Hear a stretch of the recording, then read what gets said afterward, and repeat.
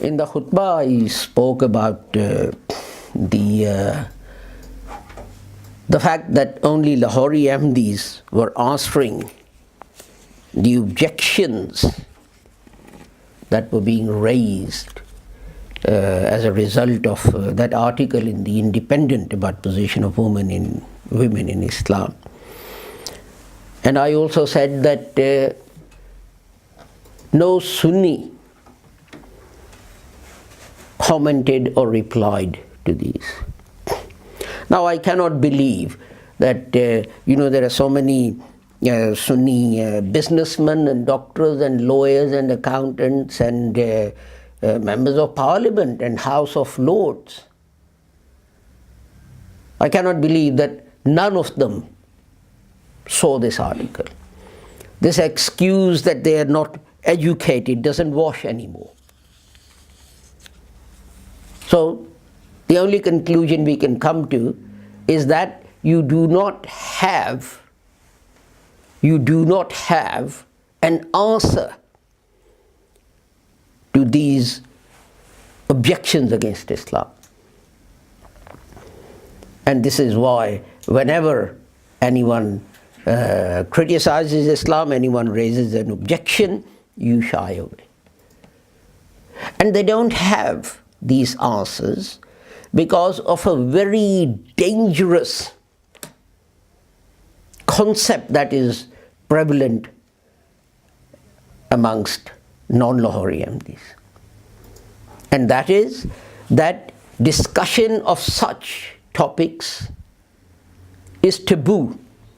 It's banned in all mosques. We welcome criticism. We welcome people to come here and say to us, is this your belief? Is this what the Quran says? Is this what the Quran says about position of women or jihad or punishment of apostasy or whatever it might be? We welcome it. Why? Because as a result of these objections, our members have carried out research and study. From the time of the promised Messiah, Hazrat Mirza Ghulam Ahmad Sahib, and then Maulana Nuruddin, and then Hazrat Maulana Muhammad Ali, and then Hazrat Khwaja Kamaluddin, and the list is a long one from the time of those elders. Hazrat Sahib, at one time, someone wrote a book about Islam, and someone said, Muslims, not just someone, Muslims started a petition that it should be banned and burned.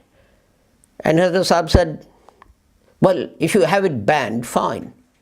But then what will you do with the 20,000 copies which people have already purchased and they're in their homes? And Hazrat Maulana Abdul Haq said the same thing. When a Hindu printed a book which used very filthy language about the Holy Prophet Muhammad sallallahu alaihi wasallam, Hazrat Maulana Abdul Haq Vidyarthi again, he said the most important thing is to reply to the allegations in that book and arm your own members with arguments replying to those objections. You get this book banned and burnt and so on, someone will write another book. You get that banned and burned, someone will write another book. So how will you stop this? Since those days, have Muslims been able to get banned all books being published in the West which criticize Islam and denigrate the person of the Holy Prophet Muhammad? Have they been able to do that? No. A cartoon was published in Denmark in some village newspaper with a circulation of 500. They had demonstrations, ban this newspaper, do this, do that. Every newspaper in the whole of EU said, we are printing this cartoon. Now try getting all the newspapers in EU banned. Now what happened?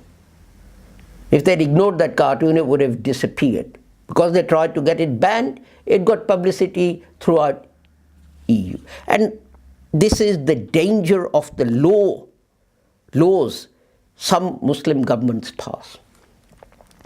You pass a blasphemy law, which says if a Christian asks a question about Islam, about the Holy Quran, about the person of the Holy Prophet Muhammad sallallahu alaihi wasallam, you cut his head off.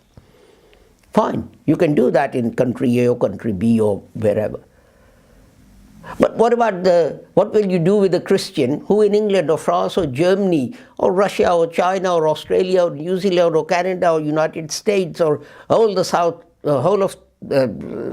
America and the rest of Europe asks the same question? What will you say to him? Will you go around cutting all these heads off because of this blasphemy law in some other country? The point is that these laws make you intellectually weak. I'll give you an example. I was 18 years old.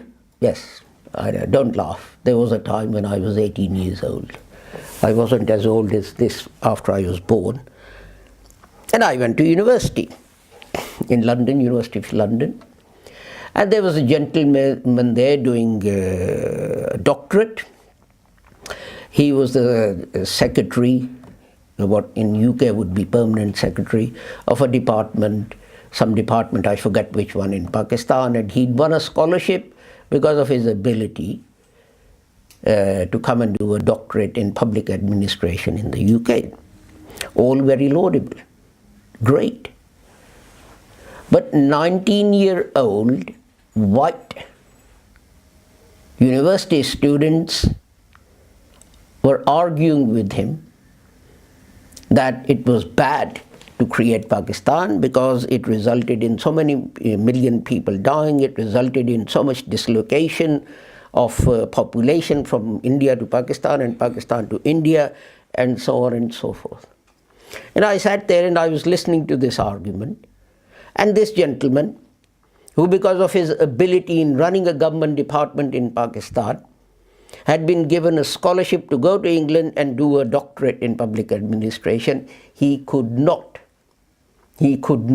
argue with these 19-year-old boys and girls from English grammar schools. Why? Because this is a taboo subject. So he never had to justify the creation of Pakistan. If he challenged it, he would have lost his job, he would have been thrown in jail, probably tortured, labeled an Indian spy and killed or whatever. So why should he bother by saying, yes sir, of course, 3 bags full, sir, he can get to the head of a government department. But Pakistan suffered because he could not defend it in front of or when challenged by independent thinking people. And that is the tragedy of all these Muslims. That is the tragedy of all these Muslims. They want all these things banned. And the natural conclusion is if you want these things banned, that means you can't answer them. So you want to force people. You want to shut their mouths by force. You want to cut their heads off so that they can't speak the truth. It may not be the truth. Raise these objections. And this is why only Lahori-Ahmadis, and I stress this, only Lahori-Ahmadis can answer these objections against Islam, whatever the topic might be.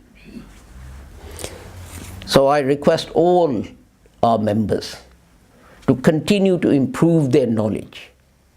And one way of improving your knowledge is to read criticism and then do research and find answers.